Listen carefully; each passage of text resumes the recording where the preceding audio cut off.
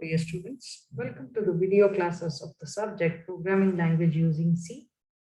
I'm Dr. Chandrakala HT. In this video, from the chapter Input and Output Operations, I'll be teaching you unformatted I/O functions. The input and output are two main important functions for program execution. C language always by default reads data from the file or from the command line. So all the devices used for input and output devices, input and output purpose, they are mapped to individual files in C language. And there are built-in functions which help you to read or write data onto the input and output devices quite easily.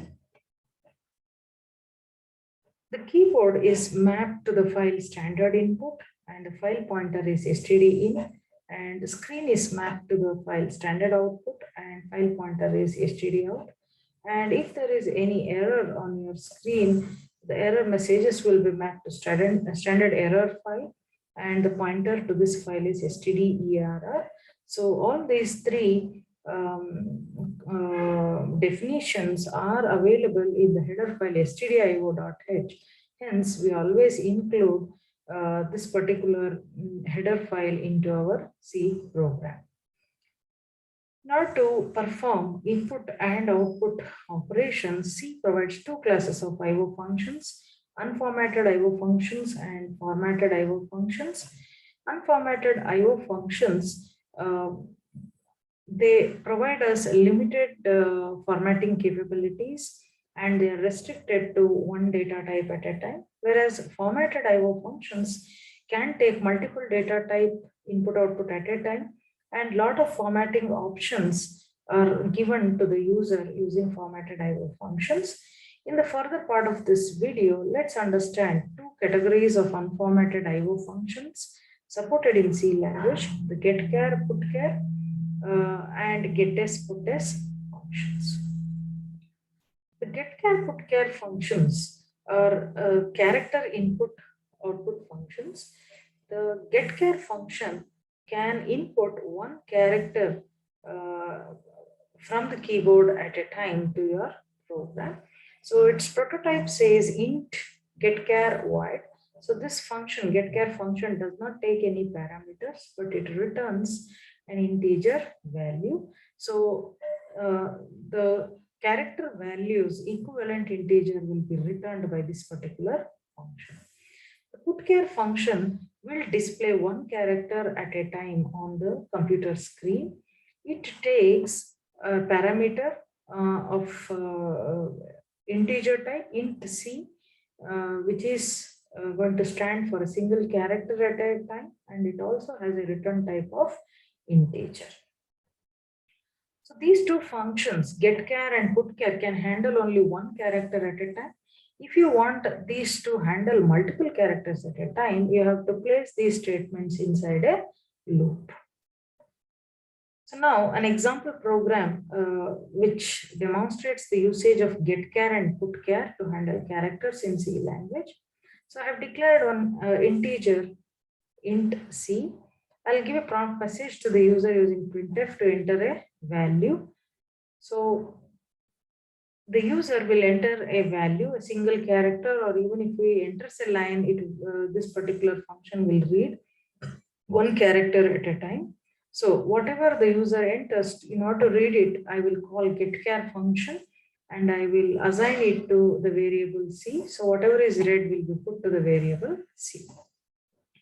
Say for example, the user enters this is test, the first character will be taken and it will be put to C, or if the user entered only a single character, the same character will be put to C. Next, in order to display the output, I will give a message you entered, and putChar of C will display the character T onto the screen. The next category of unformatted input output functions is getS and putS function. These functions can read a string at a time. String is nothing but a group of characters. The getS function can read one string at a time from the keyboard, and putS function can display one string at a time onto the computer's screen. The prototype of getS function is char star getS, char star followed by getS, and the parameter is char char star. Yes. So whenever I use char star, it's indicating a pointer. Since we are handling a string, this particular function returns the pointer to the first character of the string, and the pointer should be declared as character pointer. And the parameter which it takes is also of character pointer type. The putis function also takes a pointer, character pointer, which is nothing but the address of the first character of the string, and it returns an integer as the return type. So both these functions are defined in stdio.h header file. So this program demonstrates the usage of getS and puts. I'm declaring a string str of size 100 by using this declaration statement. I'll give a prompt message, enter a value, getS str. So whatever user enters for this prompt message, seeing enter a value, say he enters this is test, the entire string what he entered will be taken and stored in the string str using getS function.